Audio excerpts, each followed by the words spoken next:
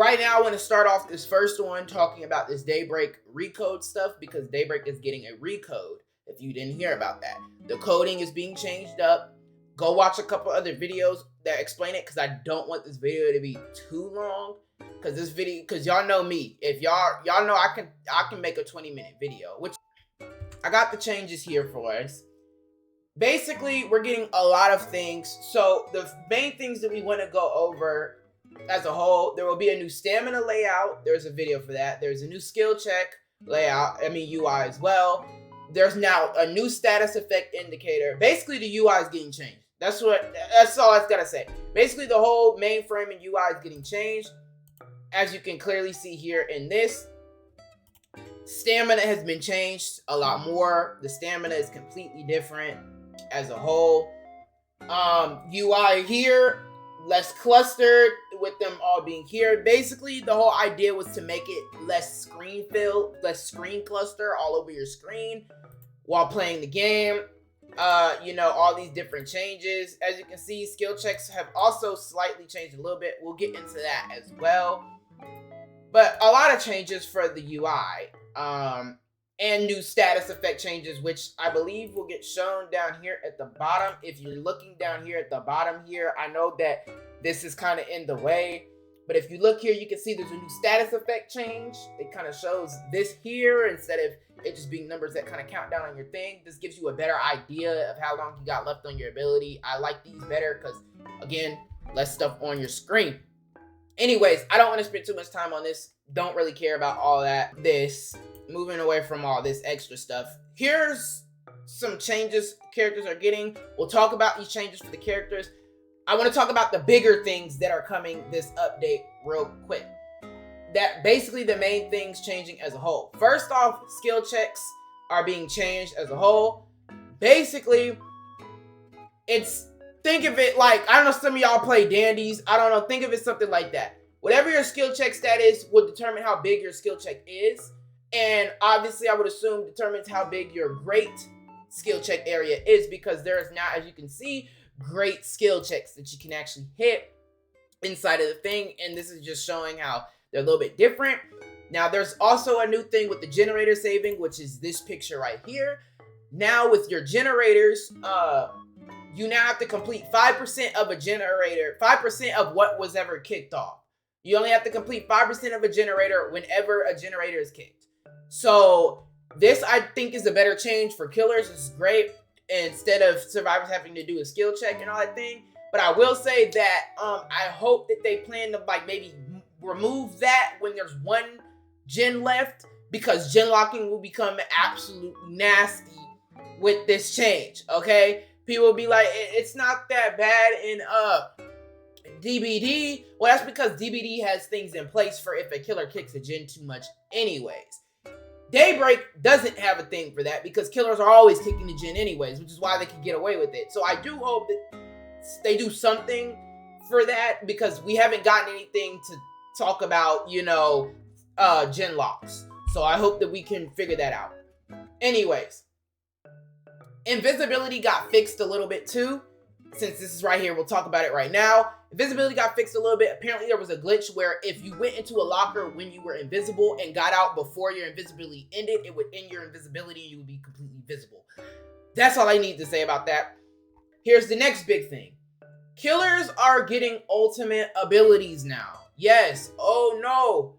Yes. Killers are going to become much better now with these ultimate abilities, which I'm liking that they are doing a lot of things to incentivize and help the killers, because killers definitely were struggling and have low win rates as a whole and just weren't performing that well.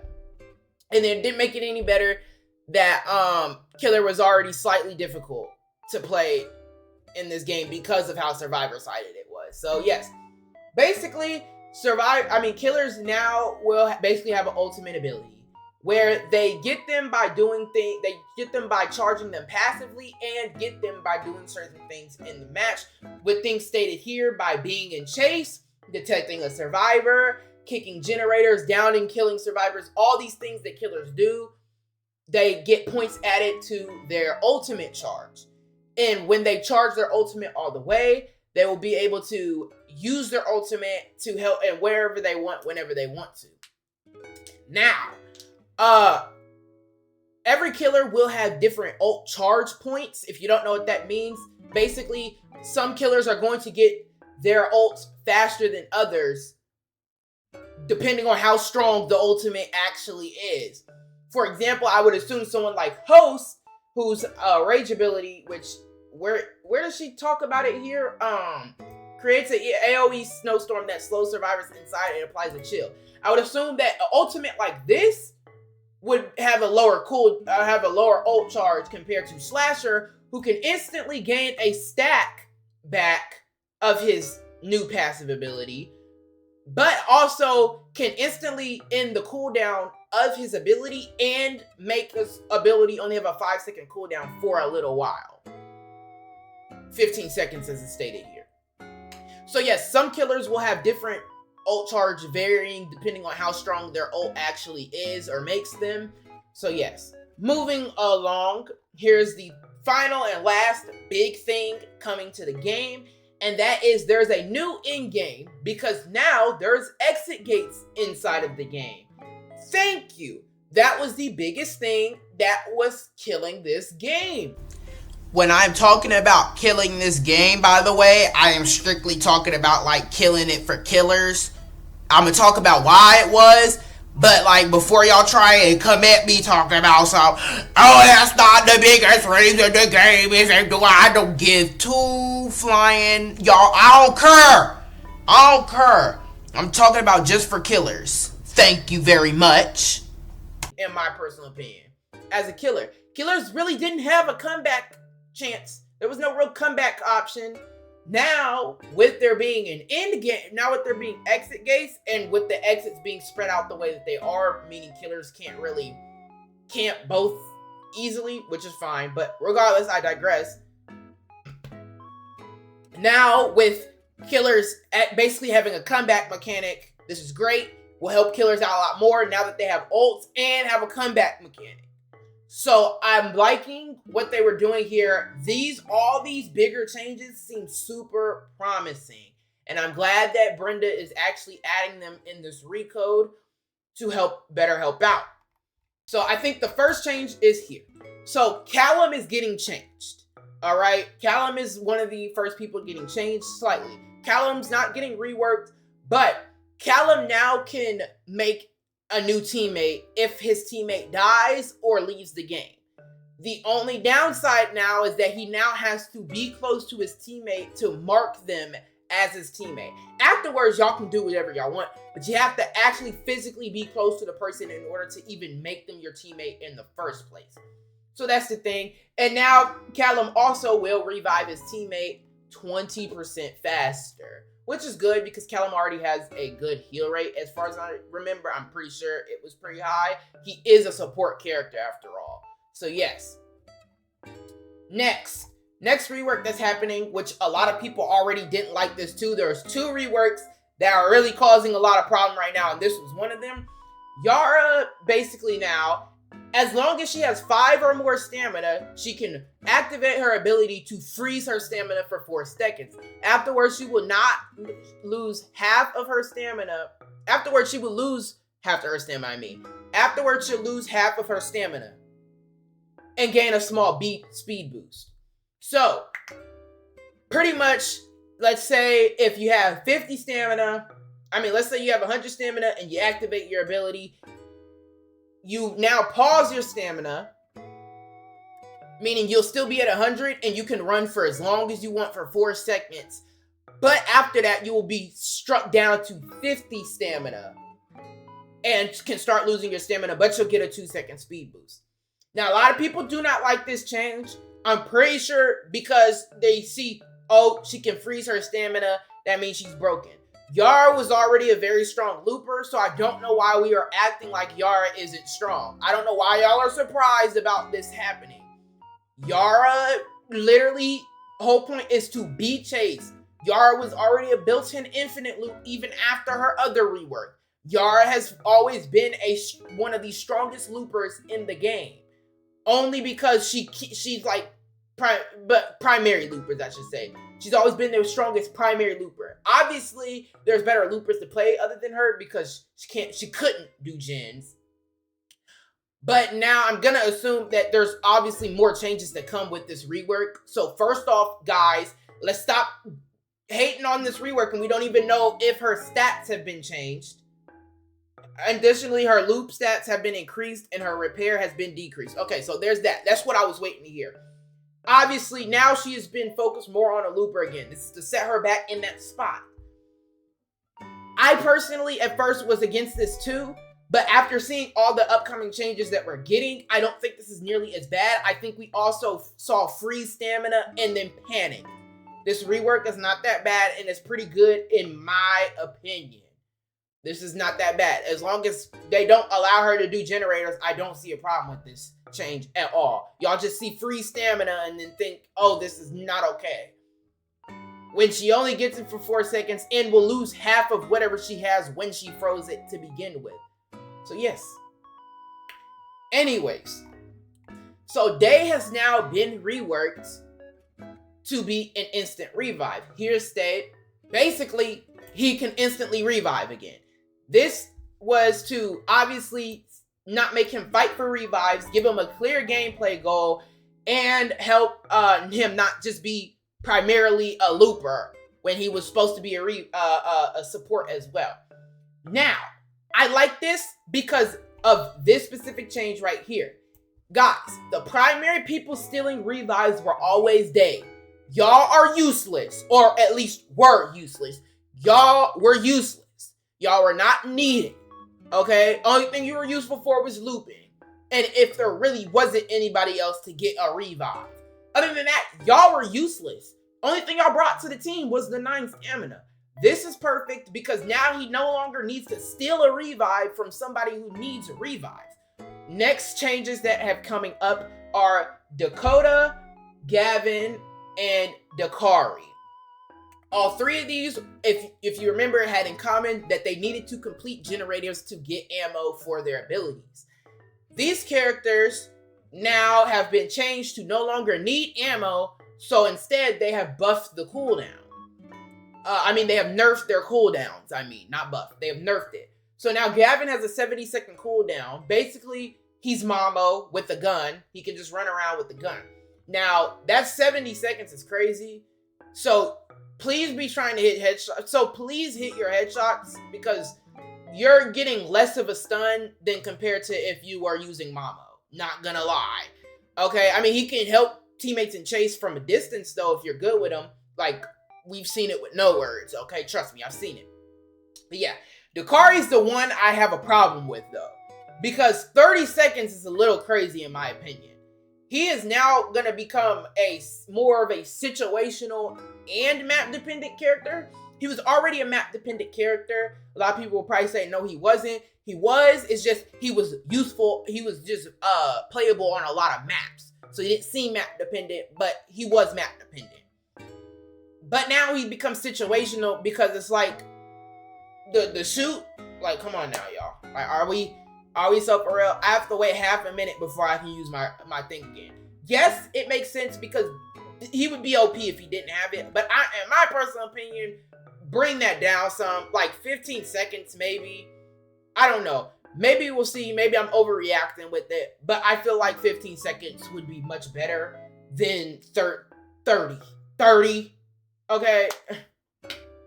But yeah, anyways. Then Dakota is probably the only one out of the 2 that's actually getting better out of this, to be honest, in my personal opinion.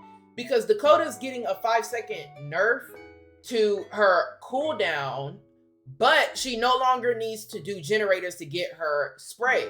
Which is actually good because Dakota is dumb. Dakota cannot do gens. So, that would require you to have to go find the nearest gen that was almost done and do that one in order to get more ammo for your perk. Now, she no longer needs to do that, and she can actually help out her teammates in chase a lot more now. This can incentivize her to help out her teammates a lot more in chase, and also not be too damaging if you do miss your spray. Okay? So, yes. Now, the next character getting reworked is Veronica. Veronica is also getting reworked. Veronica, I like this, but it needs to be better. Basically, Veronica now is a Linden for herself. She, after someone goes down, when she's nearby, it will allow her to activate her ability whenever she wants. And it gives her 1.5 seconds of a shield. And she can activate this whenever she wants. Remember that. So, but this also gives her a +1 repair buff and a 2+ movement speed for 5 seconds. This is good. This is good direction, but this still doesn't work on paper. Okay, like this sounds on paper, this still just doesn't even look that good.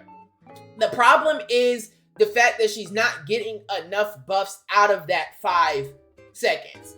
Like 5 seconds, I should say, she should get way more than a +1 repair buff, okay? She should be getting more than that. Movement speed, whatever. But she needs to, my point is, it doesn't even need to be a repair buff. She needs to be getting more value out of those 5 seconds, okay? She's barely getting value out of that 5 seconds. A 1+, she gets more than that with her current perk. Yes, guys, if you didn't know that, she gets more than that with her current perk. If her ability is activated and she's on a gen, she has 9 smarts the entire time that shield is up. So she's getting less gen repair buff with this one than she did the last time. Why have we moved away from that? So I don't know. But anyways, enough of your Pisica. Dhanya has also been getting changed, right?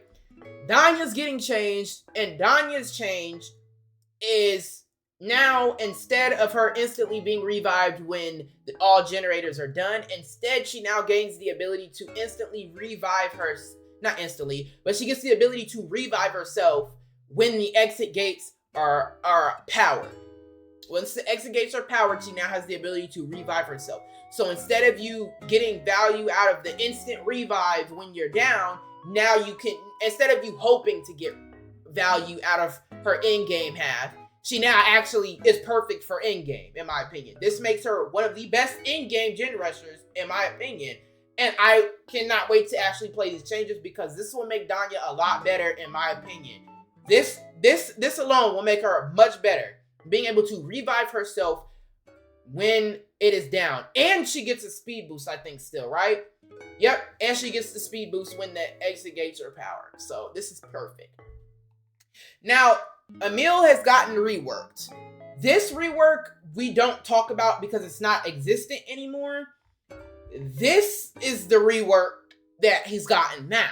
After reviving a survivor, Emil gains a hit shield. While the shield is active, his speed is increased by 1.5. And if Emil uses his shield to protect another survivor, they will both gain a burst of speed. Perfect. Let me explain something. I've been recording for 21 minutes.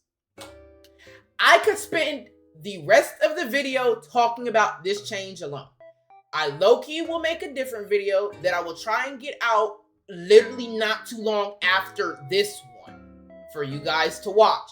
Because this is a change that we have to focus on a lot more. The reason he was getting changed is because his pick rate and win rate was low. So to shorten that down, he was changed because his performance was trash. That's why he was changed. What Brenda tried to do was not good. This one is much better. But what happened before was terrible. Okay, I'm glad Brenda changed that because he really wasn't going to be a good win rate after that. Again, I will talk about Emil in a different video, hopefully up by the same day that I get this one out, which should hopefully be today. This shouldn't take me too long to edit because there's not too much to put in here other than maybe throw in some music and make a couple cuts. That's literally it. Now, if you're curious on the progress report, here it is. There is now only 10 survivors left to port back into the rewrite and adding killers before everyone receives a pod, and then they will solely focus on killers after that. So once the survivors are done, killers will be the primary focus afterwards. But also, we got a little more into what's going to be coming this next chapter. The next chapter will now finally be the Rocketeer chapter, whatever the chapter's called. We are now finally getting Carmelita and Javier. Carmelita, Javier, and Rocketeer. Finally. We are finally getting those characters, which is great. Now, one thing I did want to say is that I personally do believe that this will be coming out before the end of the year, like Brenda hopes. The reason I believe that this is going to happen within this time, at least before the new year, is because if you guys haven't been keeping up, Brenda has done all of this within a span of a month. That is something unheard of when it typically came to the progress of Daybreak. All of this was done within a month, guys. So I truly do think, I have hopes for them to get this out a lot, at least out before the end of the year. I see it happening. Anyways, with all that being said, that's all that I really have to talk about with this. Again, expect the Emil thing coming up. Hopefully, literally, not too long after this video. Maybe I posted it first. It just depends on what I did. But please expect that. Anyways, moving along from that. Have a great day, you guys. I got things that I do want to get done and do. So I'm gonna get that video done, get these videos done, and then y'all do take what I say with a grain of salt. Whatever. I don't care anymore. Y'all got it. Okay, y'all got it.